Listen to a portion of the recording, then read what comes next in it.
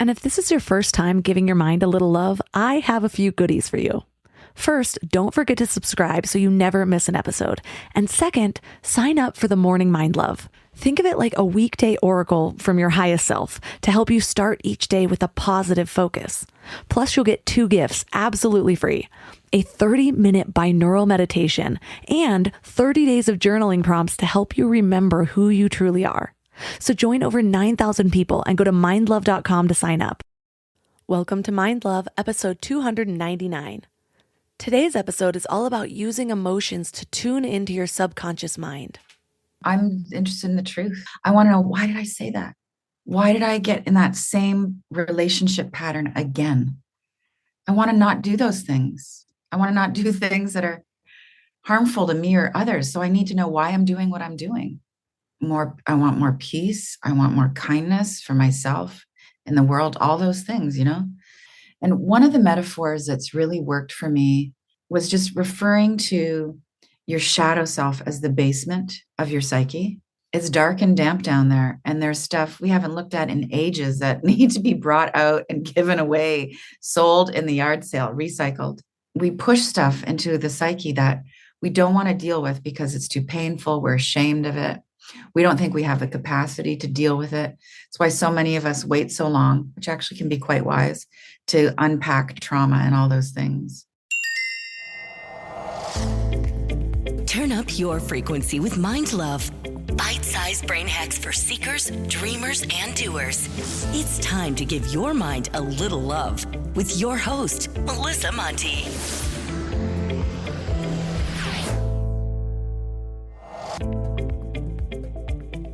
Are you ready to make some positive changes in your life? Well, hit the subscribe button to join the Mind Love movement. Our community is all about empowering each other, celebrating our wins, and supporting each other through our struggles. And with your help, we can grow even bigger and reach even more people. So hit the subscribe button and let's get started. How do you decide which direction to go? How do you know if what you're choosing is what you really want versus what you think you should want? How do you check in with yourself to see if you're still on the right track? If what you dreamed of last year is still what lights you up now? Most people don't ask themselves these types of questions at all. So even if you don't quite know the answers yet, just the fact that you're contemplating this at all already puts you in the top 1%. Whether you're starting a new business or just trying to navigate your daily life, the choices can be overwhelming. So how do you know if you're making the right decision? Are you choosing what you really want or just what you think you should want?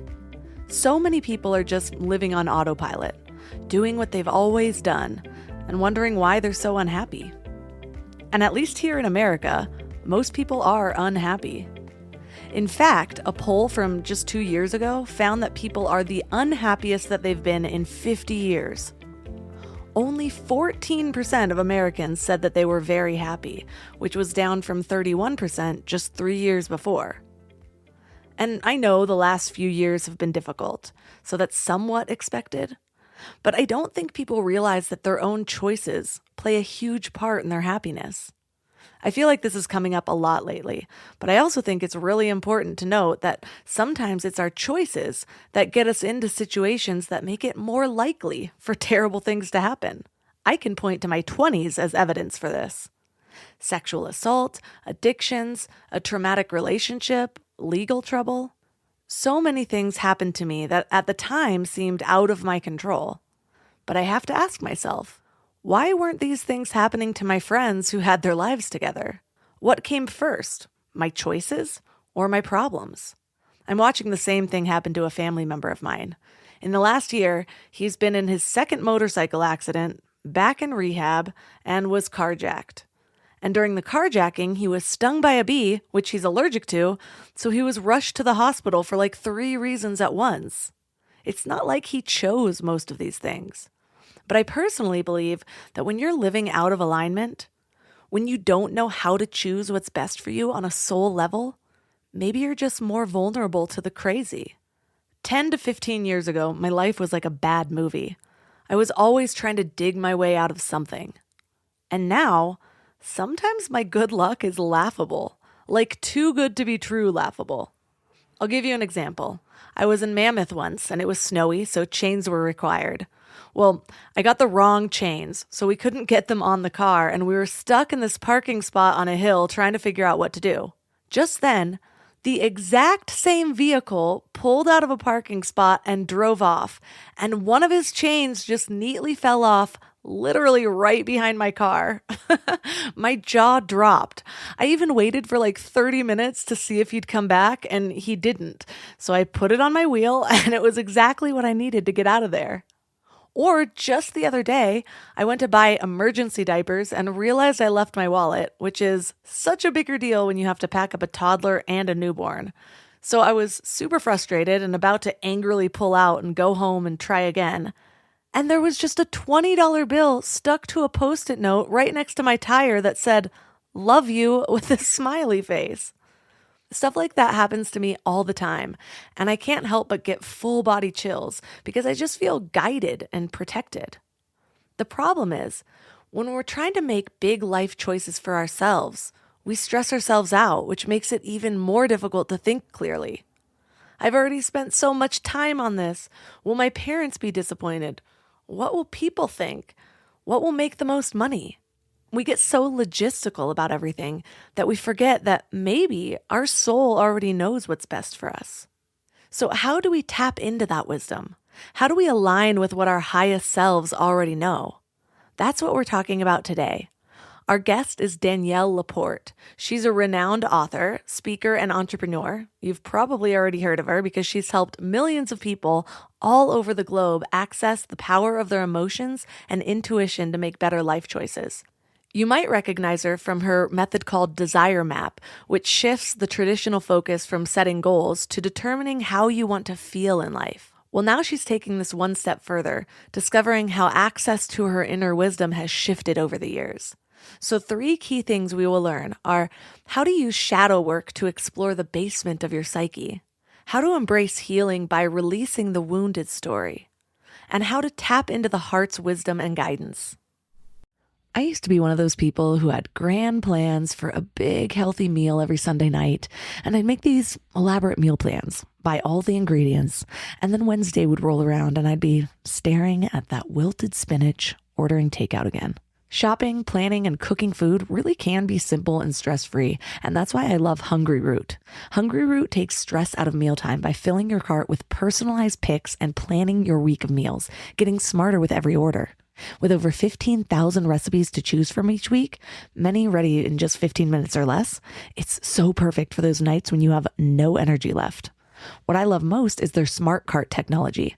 It actually learns what I like and what I will actually cook. So no more buying ingredients for recipes that I'll never make. Everything that shows up, I actually use. They screen out over 200 additives, including high fructose corn syrup and artificial sweeteners, only high quality meat and seafood with no hormones or antibiotics, and they carry brands like Vital Farms and Ithaca Hummus that I already trust. The time I've gotten back has been incredible. Instead of spending Sunday meal planning, I'm doing things that actually matter to me. Take advantage of this exclusive offer. For a limited time, get 40% off your first box, plus get a free item in every box for life. Go to hungryroot.com/mindlove and use code mindlove. That's hungryroot.com/mindlove, code mindlove, to get 40% off your first box and a free item of your choice for life. hungryroot.com/mindlove, code mindlove.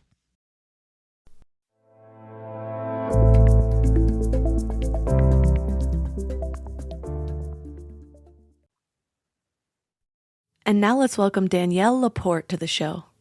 Thank you. Thank you. So tell us about your shift recently you talked about moving from an emotion-driven life from your work with the Desire Map to a more heart-centered life.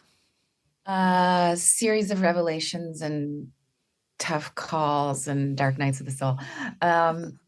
So important to presence that the question of how do I want to feel was like the center of my life. And it became the center of my career, my business for a long time, right? Like the Desire Map it's this whole methodology about getting clear about how you want to feel. And then that turned into a whole day planner system and a coaching system and all this stuff. And it became clear to me over time. I mean, this is like over like 7 years of faltering and learning and rising and all the things we go through, that I could be in a bad mood. I could be having a really rough time, and I still felt loving. And I still felt like I was receiving love. I still felt close to something greater than myself. And then with some research into mysticism and metaphysics and all those things, learning more about the origin of feelings and emotions, that they're really not coming from your conscious self, your higher consciousness, which isn't to say you're unconscious because you have feelings. It's part of the human experience, but they're actually coming from the unseen, unknown, shadowy, unconscious part of ourselves. Happiness and sadness, the positive and negative feelings. And that kind of combination of awareness of like, I can still feel really on purpose and connected, even if I'm having a bad day, even if I'm not feeling the way I want to feel, combined with like, you know, our feelings are coming from a different place than I thought they were. Just brought me to a new question, which is, what do I want to embody? Like, what do I want to be? What's the energy that I want to be no matter what? No matter how the podcast goes, no matter how I feel that day, no matter what somebody says to me. I think, you know, so many of us can identify with that intention or that desire. Like, we don't want to get thrown off center, right? Like, you don't want to live in reactivity. You want to be clear and strong, and ideally like compassionate, loving, no matter what's going on. And that requires a different question, which is about embodiment, not about whether you feel happy or sad that day. Yeah, I think that's something that people can confuse, where they think that the sadness is a darkness, or which, I mean, in a way it is. It's this feeling of darkness, Yeah. but I remember when I was first diving into spiritual work, learning, I had these different anecdotes, like the energy that you're in when you're creating is the energy that you're spreading. And so I remember being very aware of when I was down and suddenly like not knowing if I wanted to be out there or be even creating in my business or anything like that. And what I found though is that it's sometimes in those moments that I'm able to access a level of vulnerability that I'm not able to access in other areas. And it's different from maybe 10 years before when I was in a bad mood and I wanted to bring other people down. but there's some form of bypassing when we don't give validity to the deeper emotions, or the emotions that are still very human, but maybe aren't those Pleasant. high vibration, yeah, pleasant, like this is who she wants to be type thing. This is a really good point, because I experience the same thing of just like, I know, I know conceptually energy follows thought. So like, what's the energy of the thought I'm having? Is it a positive thought? Great, I'm going to get more positivity. Is it a negative, heavy thought? And then I'm going to attract and manifest more heaviness, all that stuff. But the shift there to make is that you're loving and accepting of whatever is happening. And you're going to get more of that, right? Like, you're going to get more things to love. That's the higher vibration. So it's like, you know, you could be feeling super depressed and resentful and jealous and some low vibe stuff. That is low vibe stuff. There's no arguing that. And you really have a choice at that point. You're either going to get down on yourself and say, I'm not spiritual enough, I'm not evolved enough. And that's just more like self-loathing and hatred. And that's what you're going to get more of. Or you can choose to really not do the spiritual bypass and love what's going on. It's like, wow, jealousy is a part of me. Obsessiveness is a part of me. And I'm in charge. And I can love on all of those fragmented, low vibe part. You know, I can be high vibe enough to love, make space for, actually have a conversation with the low vibe parts of myself. And that's from where you're manifesting. Like, I'm spacious, I'm loving, I'm creative. Like, I feel right now, I just, you know, at the time of us, at this present time, recording this conversation, I've just got back from Mexico, and I live in a cold climate. I live in Vancouver, BC. It's really rainy. I love the city. but it hasn't been great on my lungs. I'm putting that in past tense. In the past, it wasn't really great on my lungs. So I like fled to Mexico. Just like, I need sun or I'm going to get really, really, really sick. And the energy that I brought there was this kind of desperate energy. It was really like this running. It looked like self-love. Like, I'm going to do loving thing for my body and my health, and I'm going to get to a warm climate to heal my asthma. But the energy underneath it was, I'm escaping, I'm running, I'm desperate to get healthy. I can't be healthy wherever I am.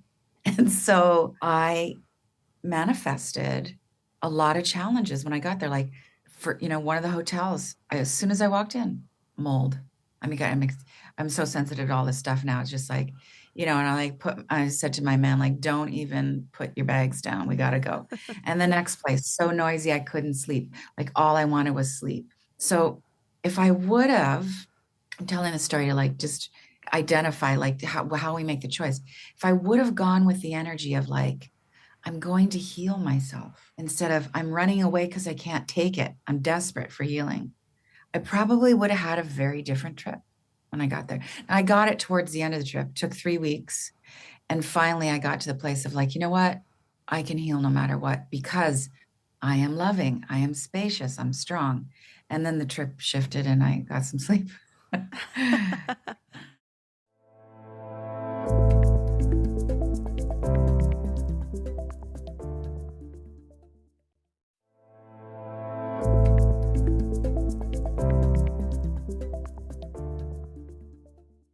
It's funny because just like an hour and a half ago, I had prepared for this and I've read your book before in the last couple of weeks. And then this morning I was kind of re-going over some of the key points I wanted to bring in.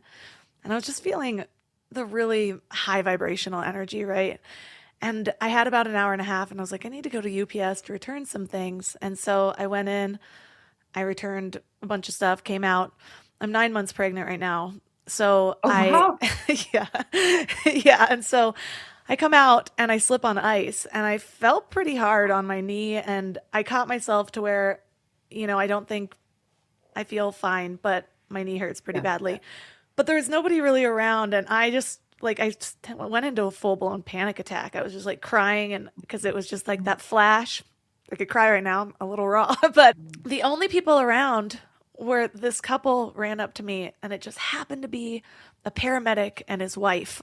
And so he's calming me and she holds me and she's just co-regulating my nervous system and I'm just like crying and then he prayed over me and they walked me to my car and like made sure I was good and I got home and it took me a while. I was still pretty emotional, but my thoughts were after I got over like what just happened, then I was just like, really?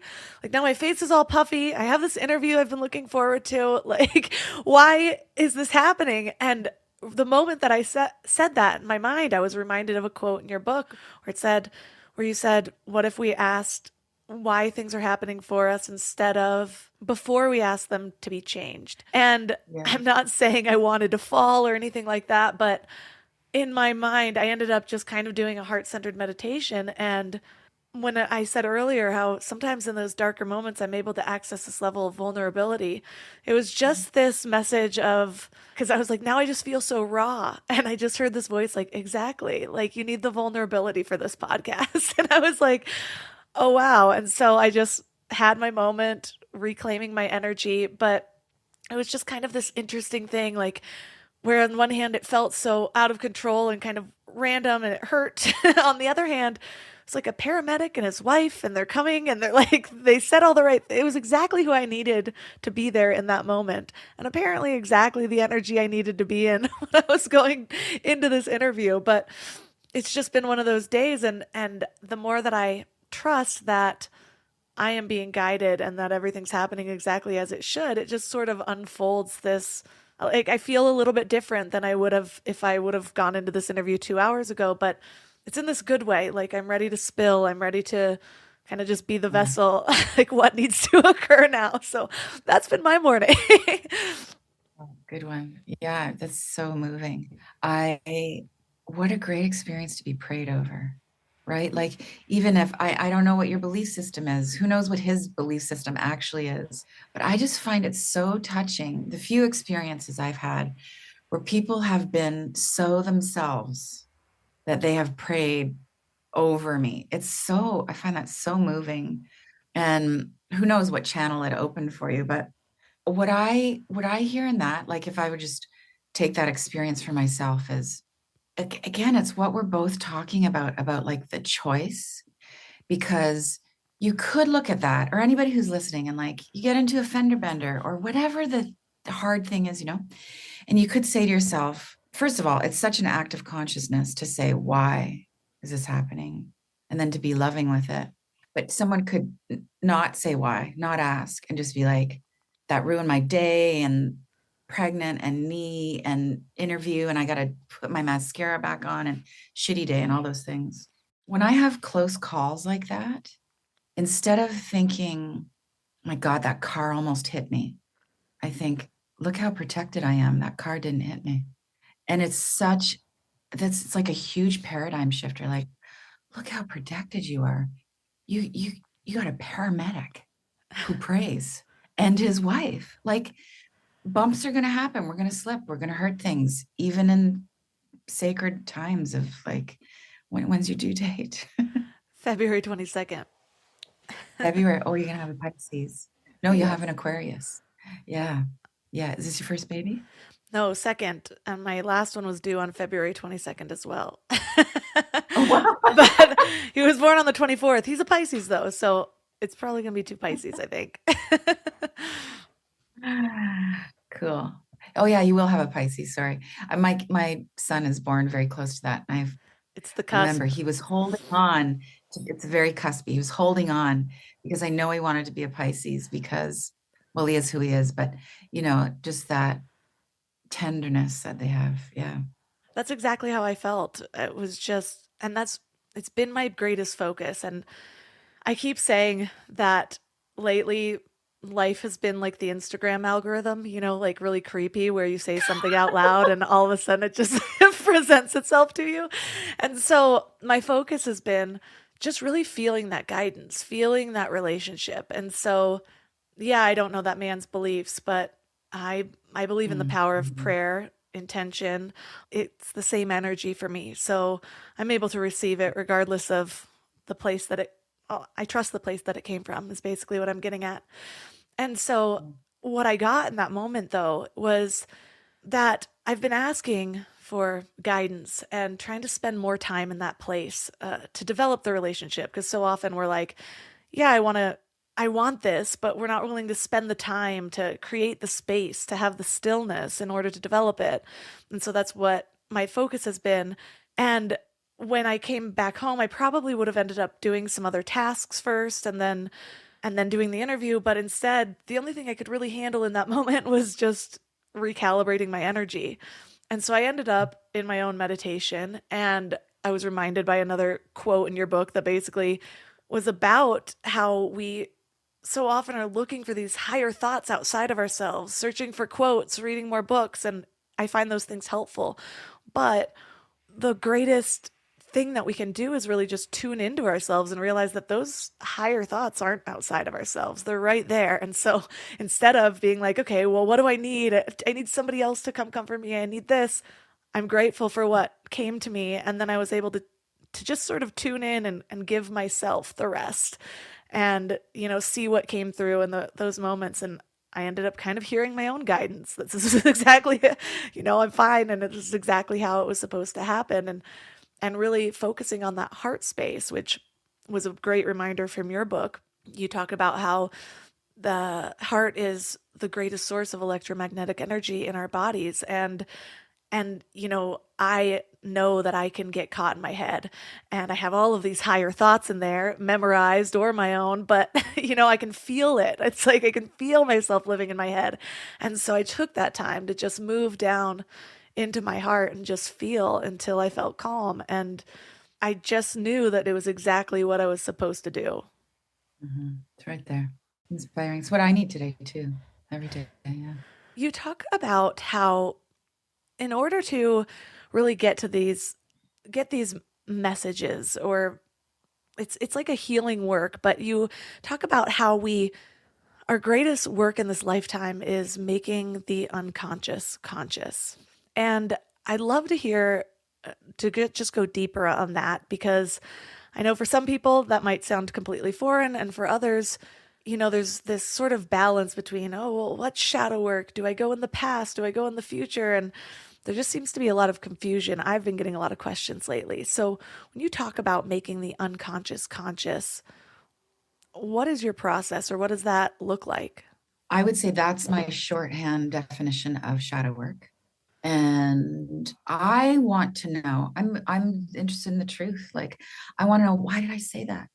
Why did I get in that same relationship pattern again? I want to not do those things. I want to not do things that are harmful to me or others. So I need to know why I'm doing what I'm doing. I need to know why I'm getting certain results, because I want better results. And by better, I mean more, I want more peace. I want more kindness for myself in the world, all those things. And so I'm really curious about the source of things. And one of the metaphors that's really worked for me, I wish I could give somebody credit for this, but it came up in therapy and then with another energy healer I worked with, was just referring to your shadow self as the basement of your psyche. And it's really useful metaphor because like it's dark and damp down there, and there's stuff we haven't looked at in ages that need to be brought out and given away, sold in the yard sale, recycled. And stuff tends to hide down there, or we push stuff into the psyche that we don't want to deal with because it's too painful. We're ashamed of it. We don't think we have the capacity to deal with it. That's why so many of us wait so long, which actually can be quite wise, to unpack trauma and all those things. And then my experience, which this is nothing extraordinary, this is what, every mystic and psychologist talks about, is like the light is actually in the dark. Because what you have to do is you have to love what you find in the basement of your psyche. So you're going to find all your gnarly stuff. You're going to find your manipulativeness and your neediness and all that stuff, all the reasons you're in coaching or therapy, or all those things you don't want people to know about you. That's in the basement. And so shadow work isn't just you bring your shit up and you look at it and you try and change it. That is the misperception. And that's why we end up in therapy way too long. That's how we use self-help to just become self-criticism. It's you go in, you get the gnarly stuff and you love it. You actually have a conversation with it. You actually, and this is kind of what, How to Be Loving, the book is all about. You get to a point of some reverence for it. So it's like, can you find the gift in your doubts without trying to make your doubts fearless or faithful? Like, here's another metaphor. This is all house metaphors. Like, if a friend came to your doorstep and they were terrified, they were embodying fear, you wouldn't say to them, you need to not be scared. You wouldn't do that. You're a loving person. You take them in and you would speak to their fears. You would be gentle with their fears. You're actually making space for their fear. That's love. That's accepting what is. So you find your fear in the basement and you don't say, you need to be courageous. That just creates more schisms, more anxiety in the system. And then the panic comes up in the times when it gets crunchy. So that's how shadow work is actually light work. Because when you go into the basement, you find out how loving you are. You find out how powerful you are, because you're going to take all of that stuff and you're going to be your most loving, parental, goddess-like self with it. And then it kind of winks at you. Your doubt says, see, I'm useful. I'm useful. Hi, I'm your doubt. Don't I make you more faithful every time I show up? Look at me. And you could also, I use that term parenting, because lots of us relate to that, is you just find out how powerful and loving you are. And you really take the lead. Like, it's not about putting your doubt and all your neuroses in the front seat. It's about saying, I have room for you, and this is where I'm going to put you. I love you. You get to be doubtful. You get to be fearful. but you're going to sit at the back of the bus. Oh, I know. I heard you. I heard you. I'll listen to you tomorrow in meditation. But you're with me, and I'm still going to launch. I'm still going to fall in love. I'm still going to say what I need to say publicly because I am light, I am love, and I am running this show. And so it sounds like the focus is more on really confronting the emotion and the feeling that's there versus retelling the story that might have brought that up in the first place. Such a good point. Yes. Yes, this is such a genius noticing, because do we need to retell stories? Yeah, once or twice. Witness it, love it, observe it, unpack it, be heard, go to therapy for sure. But then enough. You're not what happened to you. You're not what somebody called you. You're not what your father said you were when you were 13. You're not that. You're bigger. You're a whole soulful person with capacities. You're actually made of, it's really pure energy, a lot of us would call love. And enough with the retelling. The ego mind loves to keep telling. Oh my God. And you keep telling the same, you keep retelling the story about how you got wounded or betrayed, all really shitty, legit things. And you will attract more of that. It's just how it works. I mean, we can get into the metaphysics of that, like the energy of what happened in the past and the retelling of the story. It's just like you're keeping that energy alive and you're carrying it around with you. And that energy is magnetic. It's like walking around, like bouncing this ball wherever you go. And someone just keeps looking at the ball and it's just like, that bad thing happened. I have this, I got betrayed again. I got left again. I'm broke again. It happened. Compassion. Put the ball down. Tell a new story. That happened to me. I rose above it. I mean, let's go back to me in Mexico and asthma. The learning of that trip, this is really, I could cry. Like, this is the raw stuff for me right now, is I have been in this story of my self-compassion kind of has gotten into a little bit of self-pity. It's hard having asthma and living in Vancouver and doing what I do and all that stuff. My health is really compromised right now. And I've been negotiating with the darkness. Like, do I have to move? What do I have to do and I'm just like, I've been, here, I can be more specific. I've been identifying as a sick person. I'm not a sick person. I am all those things I just described for everybody else. Like, I'm a soul with all these powerful energies. I'm made of love itself. And my body has some challenges. I can heal them and live wherever I want. I got to stop telling the story of how hard it is for me to live where I live and what it does to my lungs.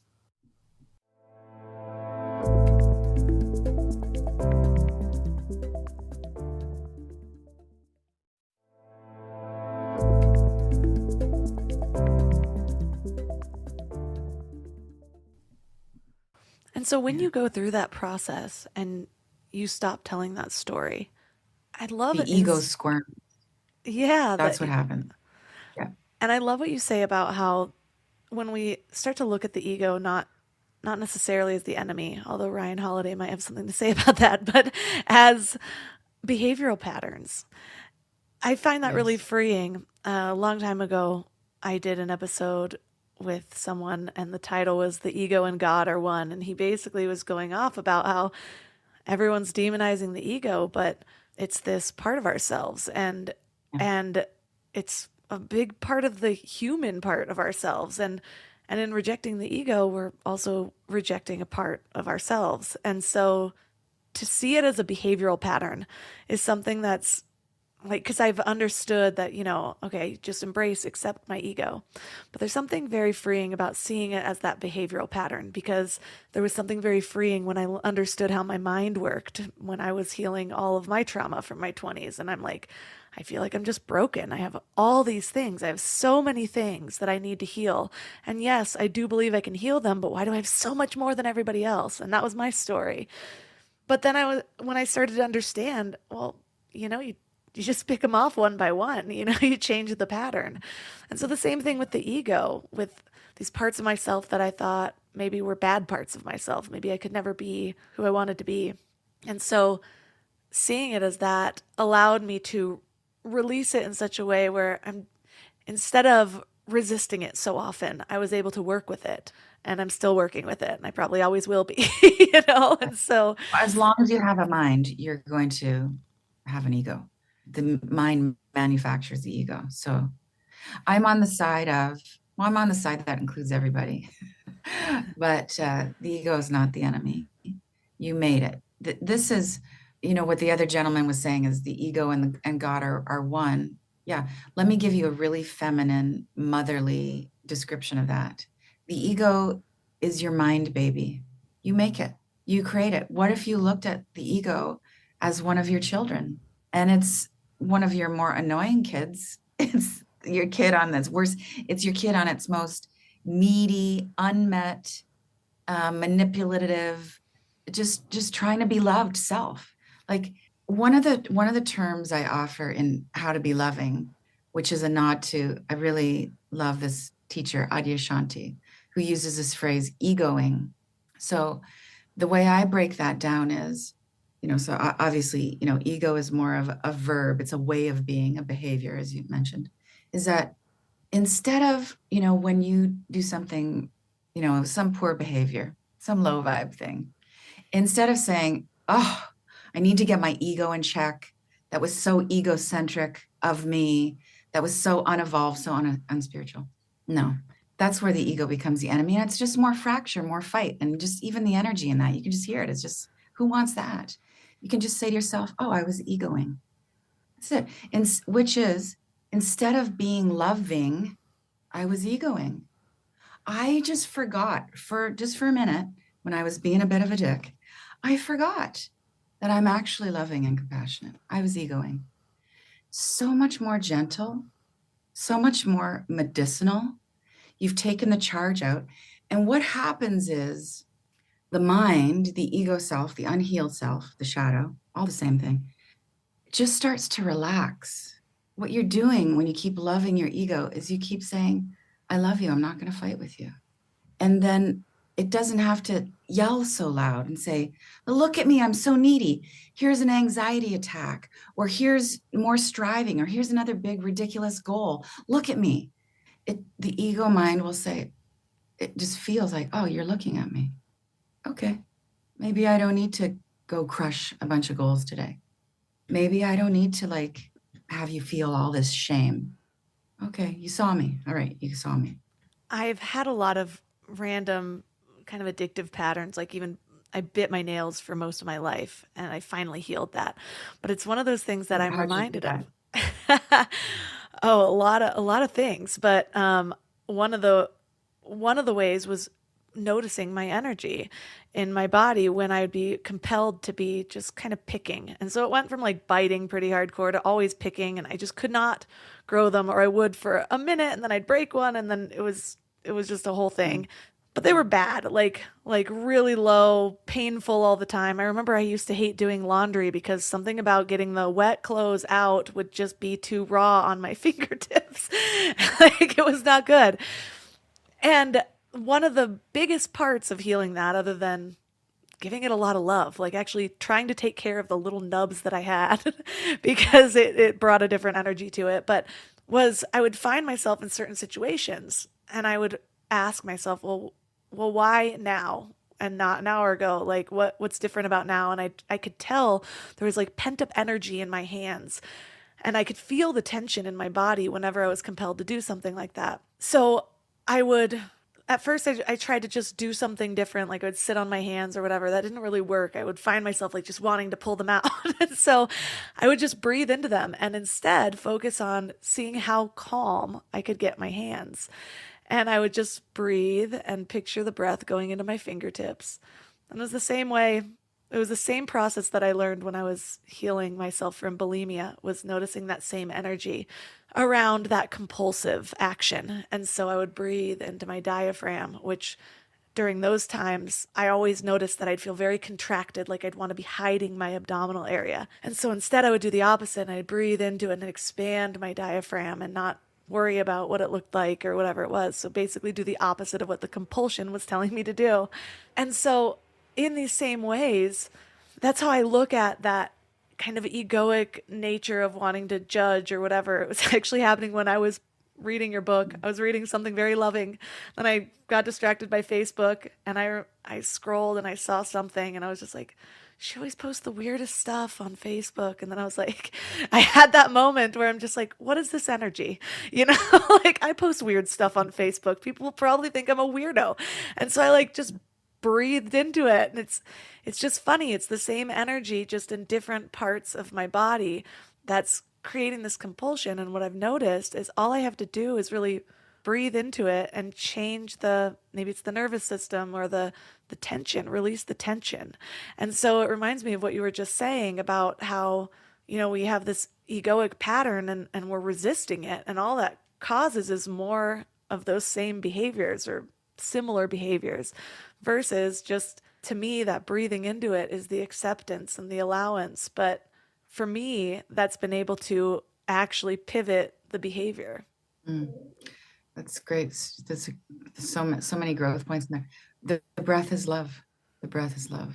Like, here we are, mind love, right? The breath is, you are bringing your consciousness, your attention, you're bringing life force to something that's actually resisting life. And it's the most powerful, I think it's the most powerful physical spiritual tool we have is breath. Yeah, conscious breath. Obviously breath is life, but conscious breath to where it is. And I had to hear this so many times from so many psychotherapists and healers and friends. It just breathe into it. And, the ego mind is saying, it cannot be that simple. There's got to be another 10 steps to this. To just make it more difficult. But, one powerful practice for me over the last couple of years has been box breathing, where you just inhale for 4 counts, hold it for 4, exhale for 4, hold for 4, and repeat. And if you can just do like 3 cycles of that, what you're really doing is you're saying, body, I'm here for you. Emotions, I'm here for you. Spirit, I am allowing you to move through me. And even the word inspiration is about breath, breath is it.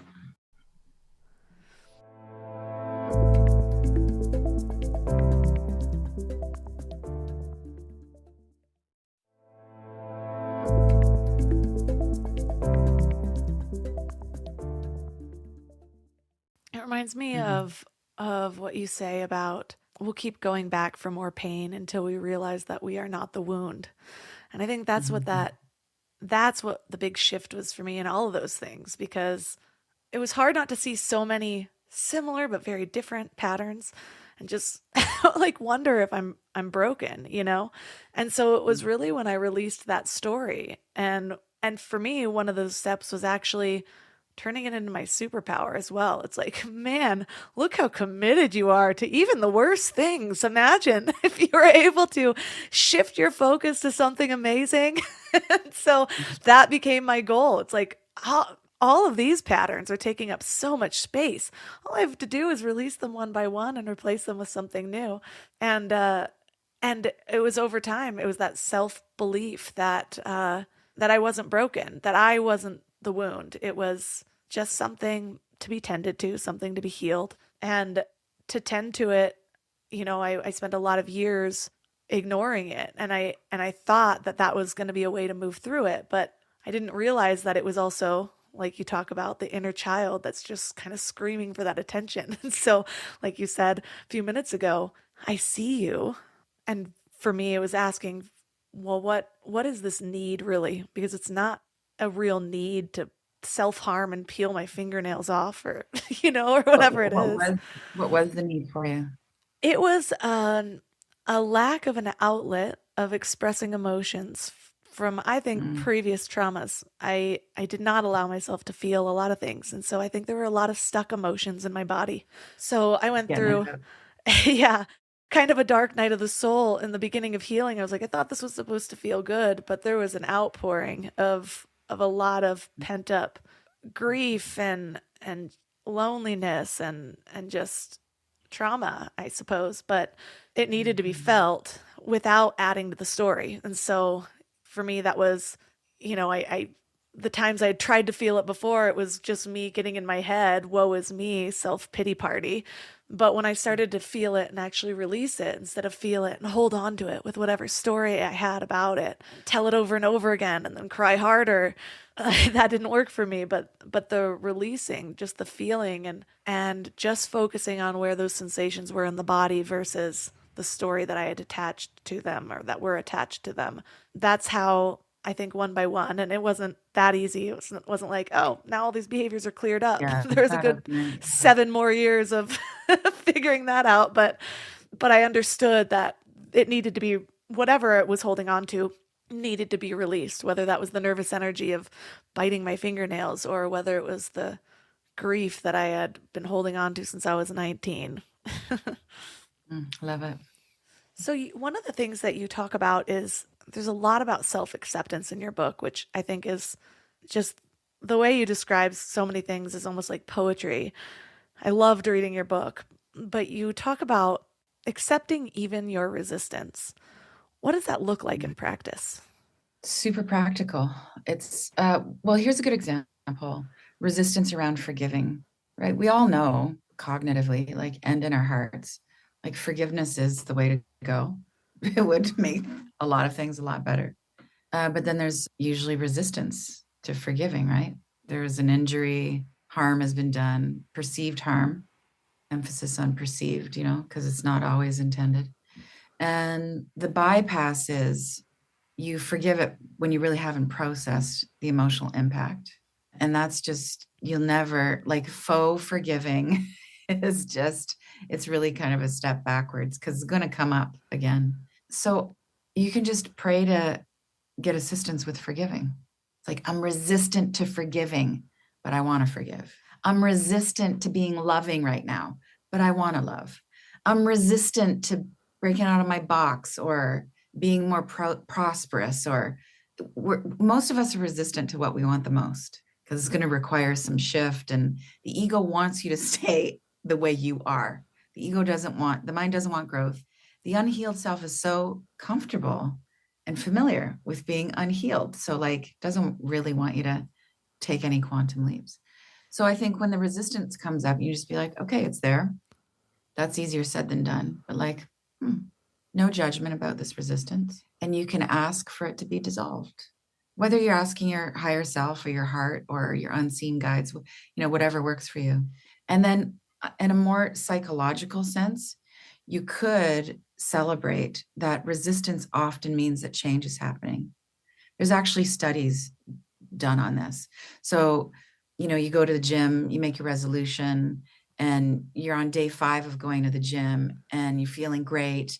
And then week 3, you're just like, I'm going to stay home and eat some chips. The resistance that's happening to get yourself to really entrain that new behavior means that a new behavior is actually starting to take root on both a psychological and cellular level.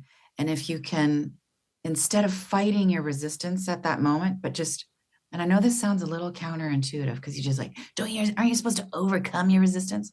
Well, does that really work? It doesn't really work because you can keep overcoming your resistance and pressing it down, actually just putting your resistance, the voice of it, in the basement. It's going to come back up. You're going to quit 3 months later and never go back, or you're going to leave the job that really could have been a beautiful career opening. Just, wow, I'm resistant. I don't want to go. Doesn't mean I'm a loser. Doesn't mean I'm going to fail at this. It's just a part of me. It's one of my mind babies that I created. Interesting. I have space for it. I'm going to take it to the gym with me. Big difference. It's my same approach that I'm really on my soapbox about right now, about overcoming fear. Do not waste your energy trying to overcome your fear. You created your fear.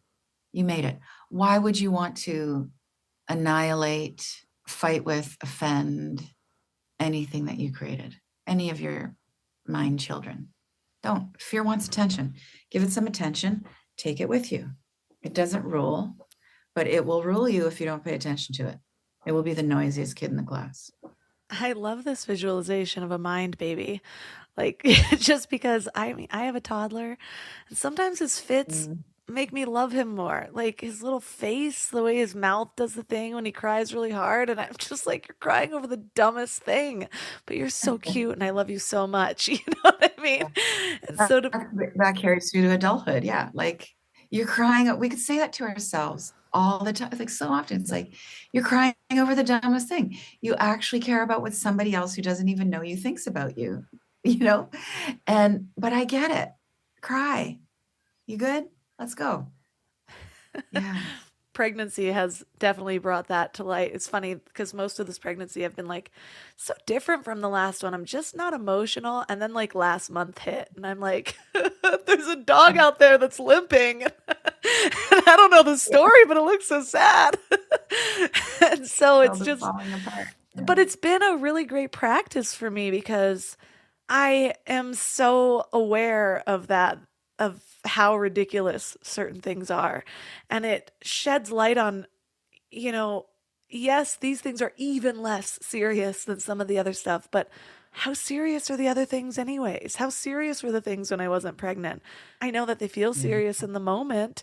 My whole body feels like it's serious when I'm crying over the strange dog limping or whatever I cry about in that moment, or the fact that my husband ate the last orange and it's all I want. Like, it feels like a big deal. And the amount of times I've even had to say to him, I know this is ridiculous, but it feels like a big deal. And I've even thought in those moments, you know, I should bring this phrase with me outside of pregnancy, you know, to remind myself that half of the things, they just don't matter in the long run. And if I can have that awareness, that perspective, I'd be much better off. So one of the things that you talk about also that I loved is even more empowering than realizing that everything is happening for us is knowing that it's happening through us.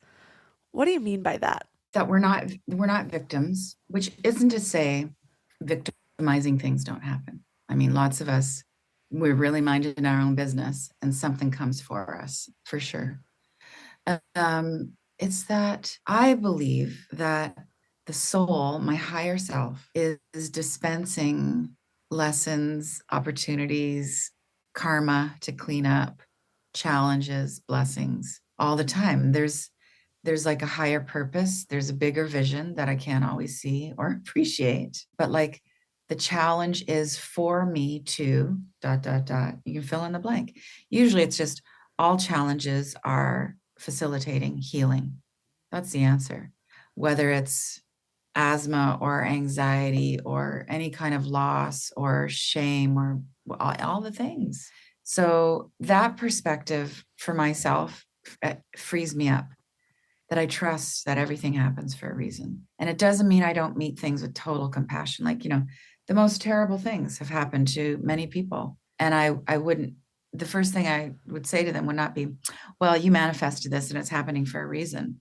The loving response, the most conscious, love, intelligent, I think love is really the only intelligence, response to have to any hardship for anybody is compassion. And you leave room for mystery. Like, it's how interesting that this is your karma right now. You don't even need to really get into that. Like, let's burn through it. Let's heal this with compassion and creating conditions of healing and right action, you know, in Buddhist terms, right speech, right action, right livelihood, all those things. But I can't believe that things are random. It's not my experience that things are random.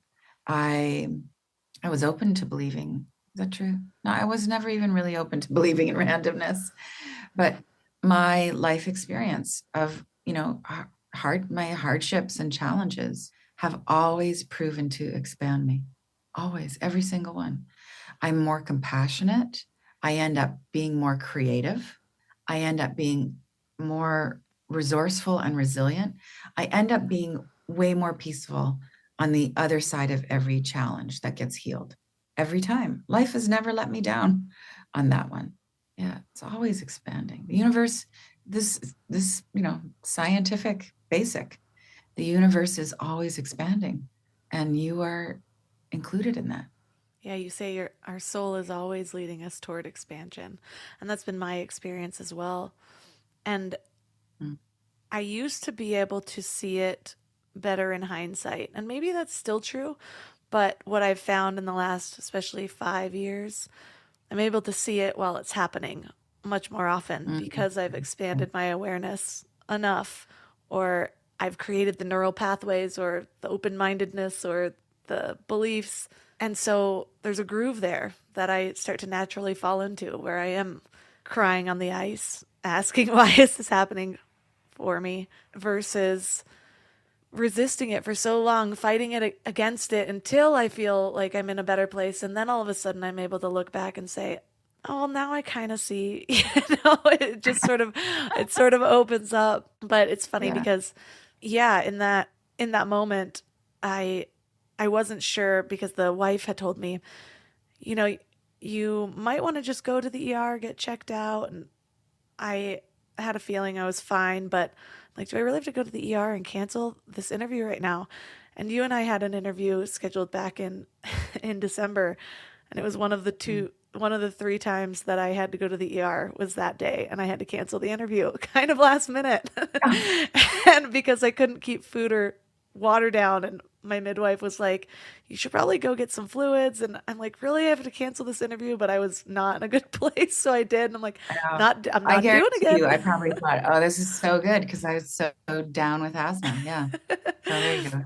And so I was able, though, like I sat in my car and I accessed my higher wisdom, and I just Mm. knew I was fine. I could feel baby moving, everything was good. And like I said, I got this other sort of message from it. And I was like, okay, well, I'm ready. And so I'm curious for you. You had talked about how you were having this hard time. And I know how much more difficult it is when there's a physical problem, when your Mm. health doesn't feel good. How are you bringing in the divine perspective to move through that, to not identify with the things you've been identifying with? Like, what is your process? Yeah. Not easy. I have great cheerleaders. I mean, just this morning, like my man was like, babe, you are so much light. You could walk down the street and just kill mold in a 2 block radius. And I was like, I gotta believe that. Like that's it. And I just realized like, wow, this is my own medicine because I am identifying as the wound, as the sick, right? I meditate almost every day. And sometimes I don't think it's having I can't see the immediate benefit in it. I feel more centered and more peaceful. And some days I just feel like I checked it off my list. As a good spiritual girl, I got it done. But it's that practice. I was going to call it work, but it isn't work once you really hit your stride. Once you find out what works for you, it's not work. Um, it's that practice that has my thinking be more gentle. That's it. It softens my mind. So my mind isn't as ferocious all the time. And so I access my heart more. And how I look at it, very esoterically is that when we're still meditative, contemplative, with the intention to like align with the divine, to align with love, then that light, that consciousness light will drop into us. And so it's not like I can't say, well, I'm journaling. I can do all those things. Like I could write a love letter right now, and maybe I should, to my asthma, and it will tell me something, and maybe there'll be something useful in there that will help me soften even more. Um, but I think it's just the shifting becomes more gentle, and I identify, and this is it, I identify with my true nature. I identify with my true nature, which is I'm the healer. I am light. I am light. I am a vessel for light. The universe, God, is the light source. Someday I'll realize that I am the light source. Not quite there. Yeah. And sometimes going back to the past does work. I mean, past referencing, my perspective with that now is if you use it for the right reasons, it can be medicine. So, like there's an exercise we do in my heart centered membership where just to get the mind to soften and for the attention to really go on the heart, I would say, like, begin this exercise with recalling a beautiful memory with someone that you love. Thus, we're going back to the past. And that's useful. So another utility of the past with getting clear on like your true identity is I look at all the things I have overcome before, and I got this one, and I'll get the next one because I did it before and before and before. Well, thank you so much for all of the wisdom that you brought to this episode. And I love leaving listeners with something to focus on, whether it's a practice or just a final message, just to drill in everything that we've discussed in this episode throughout the week. What would you give to our listeners? Well, first of all, thank you. This was a great back and forth, and you got so much wisdom of your own. It was really lovely. Yeah. Good luck with baby number 2. A practice, I would say, is we've actually hit on many of them in this conversation. One is asking why. And you don't always need to know the answer, and you don't always need to ask. So, like, here's the thing with, quote, spiritual practices. It's not one size fits all. And one practice doesn't apply to all the events in your life. But maybe sometimes if something happens and you ask the why before how do I get out of this, it might be really beneficial. So there's that. We've talked about breathing. Really, really, really. But here's the kind of refinement we can give to that. Breathe into the heart chakra. You can take any problem and see it in the center of your heart and bring it breath and light. And it will loosen, it will heal. Yeah. And then the third thing I would say is tone. Just watch your tone with yourself. Gentle tone. So, when you mess up, just speak to yourself really kindly about it. We want to change. We want to grow. We want to be on time. We want to be better. Yes. Gentle approach to improvement. And then it's actually improvement. Yeah. Well, thank you again. I know that I'm leaving in a totally different energy than I arrived in. And so my nervous system is regulated. I feel great. So for listeners that are resonating as much as I am, and those who want to connect with your new book, where's the best place for them to find you and all of your offerings online? Yeah, the book is everywhere. But really the center of my universe is Danielle LaPorte.com. And there's all sorts of beautiful things there's a book, there's a deck, there's a journal, there's my regular offerings and classes, and DanielleLaPorte.com is it. And I'm everywhere on social. Yeah.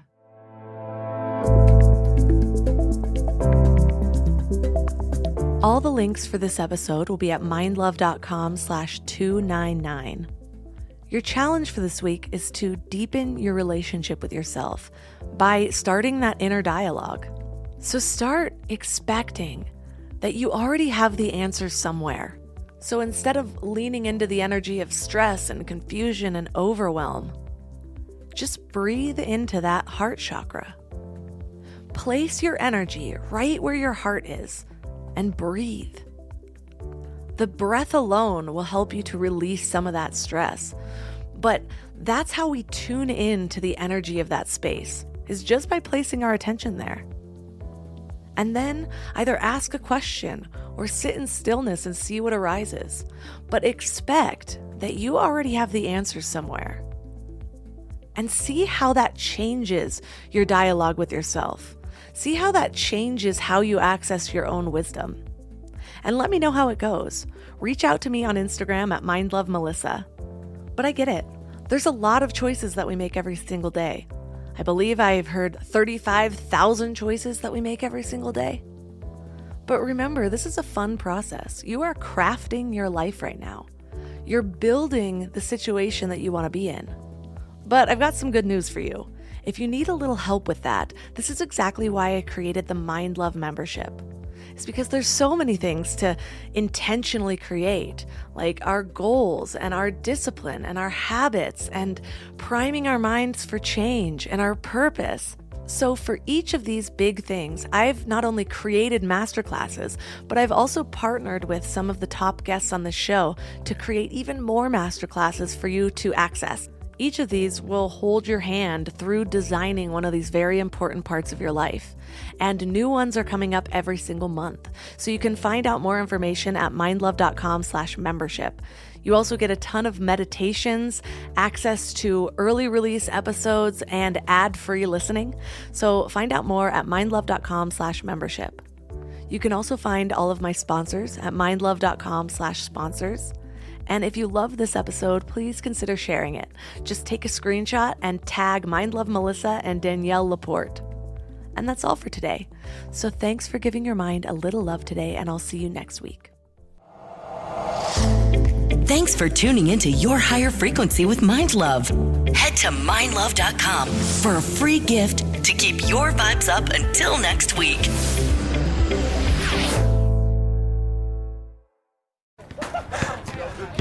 Basketball game? Crushed it. And the day's just getting started. Now, kicking it with my crew.